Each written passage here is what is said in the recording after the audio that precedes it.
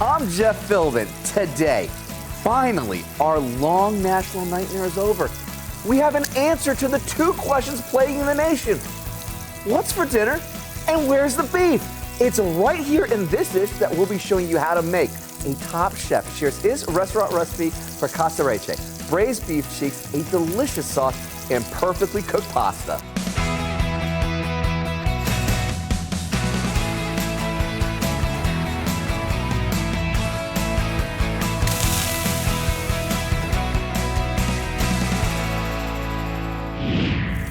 Let's talk truth in advertising. Beef. It's what's for dinner. Actually, no, not always. You don't know what I'm eating, except today it is true. And here to share his beef with us is Chef Andrew Duncan. My friend, welcome to the Dinner Jazz Kitchen. Yeah, thanks for having me. Really honored to have you here. Chef Andrew is an executive chef with the recently opened and Italian-inspired restaurant Ash in Tampa's Fancy's Water Street. And he smuggled out a recipe from their menu to make with us, Casarecce. And full disclosure, my friend, not a quick dish. No. But you said this is not a complicated one either. Not at all. All right, and you've already kind of started doing some things already here. Yeah, absolutely. So we start off by searing our beef cheek. And, you know, side note, if you can't find beef cheeks at your local market, short rib makes a great substitution for this. Okay. What's wonderful about this cut, there's a lot of fat to it, which, you know, kind of melts down, makes a very tender cut. It's also got a lot of, like, great gelatin, muscle fibers in there, so it really wants to be cooked low and slow. Low and slow. And so all you did first was just get a base of flavors because you seared it. Yes, correct. Yeah, putting some color on it, building a nice little fond on the bottom.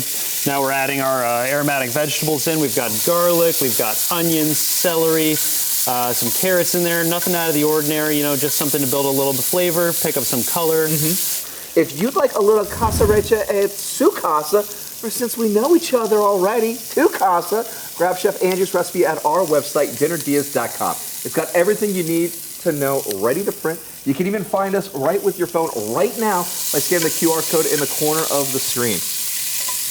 Okay, so did you just add a little bit of tomato paste? Yep, yeah, tomato paste is great for building flavor. Obviously, it's got a lot of savory notes to it. It's concentrated tomato. Also has some subtle sugars and a little bit of acidity, so it just adds a lot of complexity to the sauce, which we love. It also helps build a little bit of fond and color on the bottom of the pan, so we're just going to let this sweat and caramelize a little bit before we deglaze it. Now, what was the word that you just used for those viewers that are picking up on a term here? Fond. What is that? So fond is the French term for essentially the layer of caramelization that builds at the bottom of the pan. It can be built by starches and sugars, and it kind of sticks the pan, and a lot of people get concerned with that. But the trick is when we deglaze, we're going to pick all that up by essentially boiling it off the bottom, and that's going to build a lot of flavor because you've got caramelized little bits, and it just builds layers of acidity and sweetness and savoriness. So it's great flavor, so don't panic. No. Don't be afraid. You didn't burn anything. No, not yet. Not yet. Not yet, but you're going to be able to deglaze that. You're going to lift all those flavors up, and it's just going to be incorporated into this dish even more. Yeah, 100%. Right. Very cool. Yeah. So we're going to deglaze now with the wine. Start to pick up a little bit of that fond on the bottom. Now, what type of red wine are we working with here? I would recommend Cab Sauv, which is what I'm using here because it works really well with beef. But to be honest, when you're cooking at home, any leftover wine that you have is totally fine. You got that bottle from last week that you didn't finish and it's kind of gone stale on you. Feel free to cook with that. You know, there's absolutely no reason to feel that you need to use a particular kind. A lot of people say that you should cook with what you're going to drink, which is why I like to use Cabernet Sauvignon with this, because it's a classic pairing for beef. I love it. But anything you got, a blend, a Pinot, whatever's on hand really works very, very well. Very cool. Very cool. So what are we looking for here? Here we're just kind of waiting for the wine to reduce down a little bit. We want the alcohol to cook off, which you can tell by smelling it. You get like those like alcoholic fumes. Once you kind of can smell that that's dissipated, then we're going to put the beef back in. We're going to add a little bit of stock, and we've got a little what we call a bouquet garni of aromatics here. Walk me through that. What do we have in here? Yeah, so we've got a variety of things. We've got parsley stems, we've got some thyme, rosemary, we've got some spices, we got a little cinnamon stick, we got some cloves and black pepper, and all these are just going to add like deep aromatic flavors and just kind of add depth and complexity to it. How do you put it all together? How do you make sure that this is not going to fall apart and everything? Yeah, so what we do here is at the restaurant, we like to use cheesecloth like this because that allows the flavors to permeate outwards while keeping everything in a tight little bundle. So we'll kind of tie this up. a little bit of string. If you need to at home, you can just use butcher's twine and tie it very tightly around. Or if you don't have any of that, you can just throw it all in there. You might have to spend some time picking it out at the end, but there's nothing wrong with that, and certainly it's not going to affect the flavor adversely. I just do this for convenience and sake of ease. Now, where can you be able to find cheesecloths? Is this something that you can find at the grocery store too? I think you could probably find it. I think maybe a little more of a specialty store. Trader Joe's probably has it. You could probably find it even at some utility stores like maybe even Home Depot or something like that would have it. And worst comes to worst, just check Amazon. Just check Amazon. They got everything. They got everything. Yeah. A to Z. Yeah, absolutely. So yeah, now we're going to add our seared beef back into the pan. Now that the wine's reduced down a little bit. Very nice. We're going to throw our bouquet garni in there, and then we're going to add our stock. Very cool. What type of stock do we have here? So this is a very light beef stock that we use, but you can use chicken stock is totally fine, or even just vegetable stock. And if you don't have any of those, even just water's totally fine too. You're going to get a lot of flavor from the vegetables, from the beef. So don't feel that you need to have beef stock, but of course, since we're cooking beef, it just makes sense. Okay, perfect. Yeah. So what's next with this? Next, we're going to take this to the oven, and we're going to cook this really, really low and slow for a while. Okay. Yeah. So this is going to go into the oven for how long? I would say ideally you're going to do this for 4 hours or so until the meats become very, very tender and almost fall apart. Might take a little bit longer, 5 depending on your oven, if you have convection or not. But this also works great in a slow cooker. If you've got a crock pot at home, you can do it like that, set it up, forget about it, come home from work, and it's ready to go. Lid? No lid? I like no lid. That allows a little more color to build on top of the meat, which deepens the flavor. But if you're concerned about creating a mess in your oven, feel free to pop a lid on there as well. I mean, you got 4 hours of all of these smells. Just kind of walk through the kitchen. I mean, who wouldn't want to have that? So exactly. Ready to put this in the Absolutely. oven? Let's go. Very good, because when we come back, House Chef Andrew makes an amazing roasted tomato sauce. And no, it's not just popping off a lid off the jar. Coming ahead on Dinner DeeAs.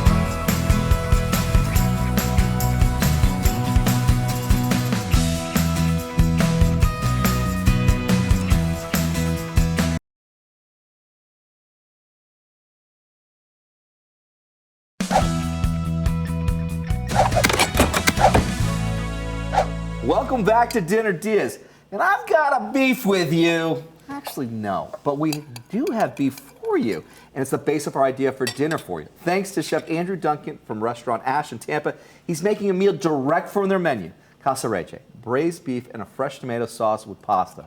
Before the break, we seasoned and seared our beef cheeks, then set them aside to add in our carrots, our onions, celery, and garlic to the same pan, deglaze with just a little red wine, bundled up some bay leaves, some cinnamon sticks, some cloves, and black pepper, and threw that along with the beef and some beef stock, and put that whole thing into the oven where it's still at right now. That's correct. Oh, and what are you doing right now? Right now we're prepping our roasted tomatoes. So we've got a little bit of olive oil in here. We're adding some garlic. We've got a mix of herbs. We've got thyme, parsley, and rosemary. We've got our diced plum tomatoes, so we're going to go ahead and toss those in. We're going to add some seasoning, give that a good toss, and send it right to the oven. And we definitely want a decent amount of salt on there. Tomatoes love salt. Also helps draw out some of that moisture as well, helps them roast a little bit better. We'll top that off with the rest of our herbs. Now, what would be, the difference? Like, why the roasting part of this? What do you find is like a difference in those flavors? What do you get out of it? Well, I mean, raw tomato's good, but roasted tomato just kind of concentrates the flavors a little bit more. You cook a little bit of that water out, and so those like natural, really savory notes, the natural sugars all kind of concentrate a little bit more, and you just get like deeper flavor, which pairs really well with the beef, which already is a very strong, bold flavor. So yeah, just stands up really nicely to that. So we've given these a nice toss now. We're gonna go ahead and put them on our sheet tray here, send them right to the oven. We'll make sure we spread them out nice and evenly too, so they cook evenly. How important is that to make sure that you're not just throwing it straight into the pan, but you are taking that to make sure that you have an even level? I suppose it depends on your preferences. My grandmother might not care so much because she'd just say, hey, it's fine, but I think like if you, especially in the professional cooking world, consistency is really important. So we want to make sure that everything's cooking at the same time, temperature, and rate. So yeah, spreading them out evenly is very important. Perfect. Now those are going to go into the oven? Absolutely. To cook up a casarecce for your dinner, grab Chef Andrew's recipe over at dinnerdeeas.com. And if you got your phone handy or just in your hand already, open the camera and use it to scan the QR code. You just have to point at the TV and a link to our site will pop up. All right. Look at that. Yeah. This looks absolutely beautiful already here. Yeah, so beef's been cooking for a while. All the flavors have kind of blended together. Vegetables are nice and tender. Red wine's cooked down. The beef stock's gotten really, really hearty and rich. And that little bouquet of aromatics has done its thing. And so what would you do next with this? I would let all this cool down before we start to pull it apart, but you definitely want to make sure that you don't want to wait till it's like cold, but probably about room temp or so. Okay. We've already gone ahead and done that and shredded up some of the beef. Very nice. But if you're at home, I would let this kind of sit and just chill, and also kind of meld with the flavors a little bit. You know, if you try to pull it too quickly, you're going to lose a lot of those really great juices and fats that are trapped inside the meat. So. Very nice. So you want to make sure that they come back together for Yeah. it, so they're not going to split out. What would you do with everything that's right now in our Dutch oven? So after this is cooled down, I would pull out the little bouquet of aromatics, and then we would use a stick blender like this one you have here. Okay. And kind of gently blend everything together. The carrots, the onions, the garlic, everything's going to emulsify and thicken up the sauce a little bit, and that'll be the base of the sauce for our pasta. So what do we do with that sauce now? So now that we've got this ready and we've heated up, we can go ahead and ladle a little bit into our pan here, and this is going to start the process for us. We're going to let that cook down a little bit. Again, just kind of concentrating those flavors. There's natural starches in there from the garlic and the carrots. So we're going to put that in, let that start to heat up a little bit, and then we'll add the beef in and let the flavors just kind of melt a little bit. So it's just shred it? Yeah, shred it, pull it apart. Yeah, I mean, like you can do larger chunks if you like. We at the restaurant we kind of try to get a nice mix. We've got some that's pulled apart and will really get caught up in the pasta, but we also like those like really big chunks in there too. So as you're kind of working your way through every fifth bite, you get like a nice big hearty chunk of meat. Okay, all right. So it's just like it's perfect for where it's going to meet with that pasta to kind of like be optimal. So Exactly. speaking of pasta, Yeah. you ready to throw this bad boy in? Yeah, absolutely. So yeah, this is our Casarecce here. Okay. We make this in the restaurant. We have a little pasta extruder. You can buy dried Casarecce yourself, but really any preferred dry pasta that you like works really, really, really well. And what do you find with the Casarecce pasta for this dish? Like, what is it about it that you find is like the optimal use of this? So what's great about it, the name literally means homemade, and it's got this very rustic kind of, every shape's a little bit different. It has this very squiggly kind of like rustic randomness to it, which I find very endearing, but also for a function standpoint, when you toss everything together, it's got all these like little kind of pockets and really holds everything together. All those flavors just come and find a little nook yeah. So to when you're biting it, everything sticks to the pasta really well. So yeah, we'll go ahead and toss those in, and they'll be done momentarily. Because when we come back, why butter is your best friend as we get the pasta on the plate and finish up this divine dish ahead on Dinner DeeAs.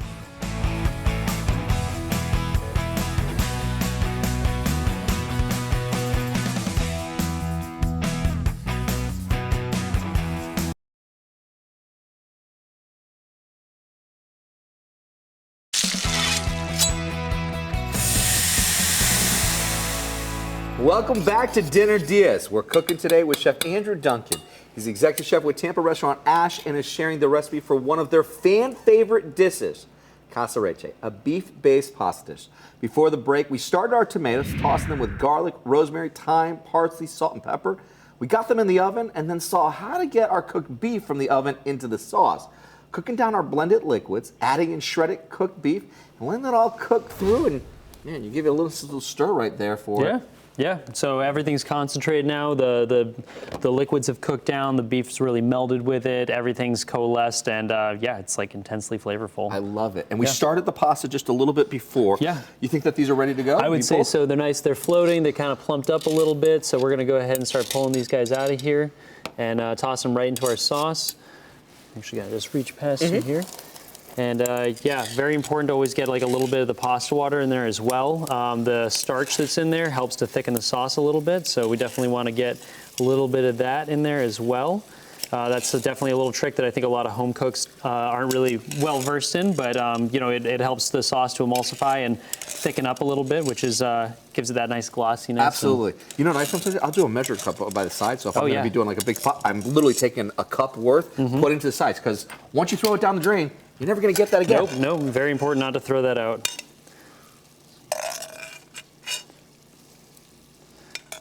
Making sure we get Some every people will last think, little like, one. oh, is it going to make it watery?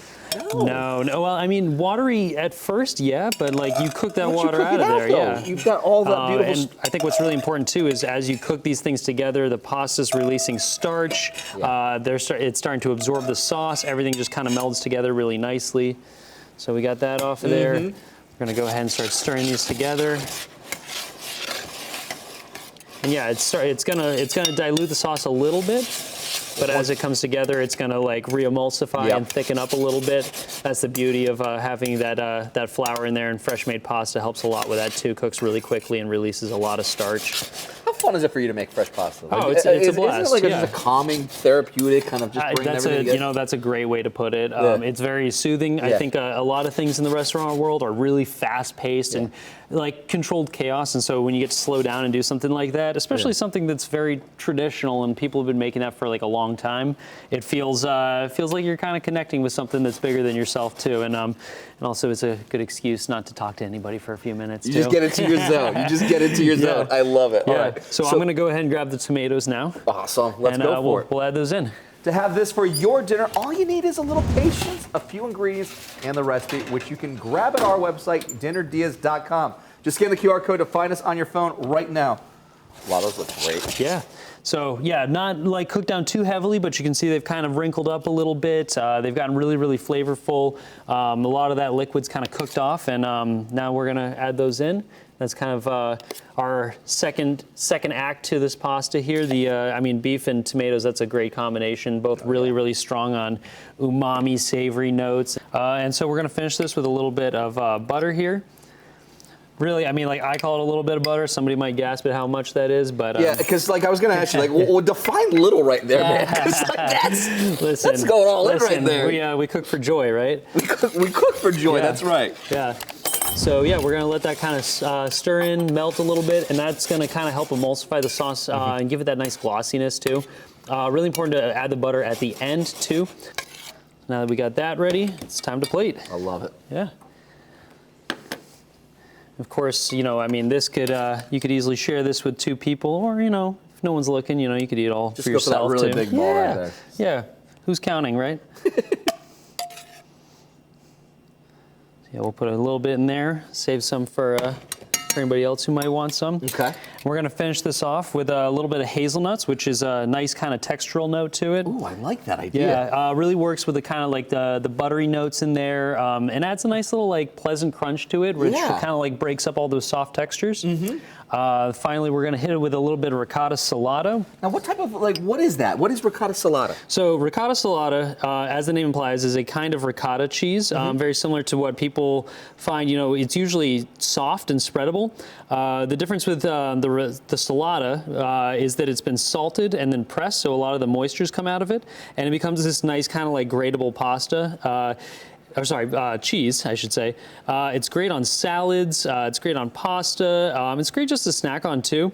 It might not be available at your local grocery store, but a lot of purveyors and specialty shops will carry it. Okay. If you can't find it, Pecorino cheese, Parmesan, really whatever you want works on this. It's a very versatile pasta. We like the ricotta because it doesn't have a strong character to it, so it doesn't really mess with the beef too much, but it adds like, that nice kind of unctuous note to it at the end. I love it. Finally, we're finishing off with shiso. This is definitely more of a chefy herb here, but it's related to mint. So if you can't get shiso, mint or basil makes a great substitute to this as well. We're just a fan of shiso because it's got this very kind of pleasant sharpness to it. It's more common in Japanese and Korean food, but at Ash we like to kind of blur the lines, and that's where the Italian-inspired thing comes in. So I absolutely love it. It is a work of art. That is absolutely beautiful. And when we come back, our verdict is coming up on this dish. Ahead on Dinner Diaz.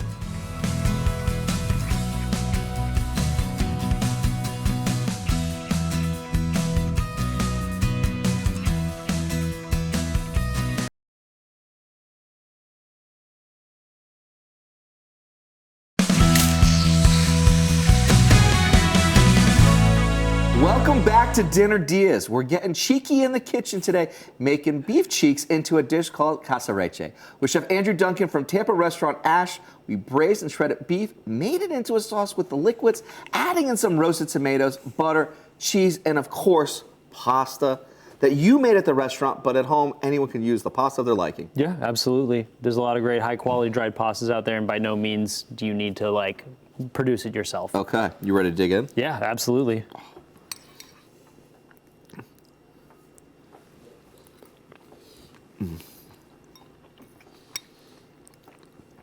I got a little bit of the ricotta salata in my bite right there. Perfect little burst of that salt punch that you want. Yeah, it's like adding a little finishing salt on there, but it's a little more complex and really just kind of takes that bite to the next level. I love that bite. What's your favorite bite over there? What are you tasting? You know, I really enjoy the hazelnuts for like their texture. And I also like the kind of like fresh raw note that the shiso adds as well. But what I like about it is like every bite's a little bit different, like texturally, like so as you work your way through, like, you know, no bite's exactly the same, and I think that's kind of nice and like rustic and, you know, not so uniform and tight. I love it. And it could be really easy to cook. Like if you want to use a slow cooker, you know, set it in the morning, come back from work in the afternoon, in the evening, you could have already had the beef already done, ready too. Absolutely, yeah. Yeah, and this is like, you know, something that while, you know, we have to put a lot of time and effort into at the restaurant, you know, it's a great thing to sort of set up for yourself. And if you got friends coming over and you really want to impress them and you want to set everything up in advance so that you look like a hero and you just toss everything together at the end and all your friends will just be amazed at how you managed to coax all these amazing flavors out. Slow cooking is the way to go. And to me, it's my favorite part about Italian cuisine too. Simple, lots of time, lots of love, you know, love it. No secrets. Well, you said the word before, and I'm going to say it here because right now, my friend, you're the hero. This dish, this is a hero dish. Don't forget to grab the recipe for this dish. Head to our website, dinnerdeas.com. We also have a link to Chef Andrew's restaurant, Ash. I'm Jeff Philbin. Thanks for watching, and see you next time for more Dinner Dias.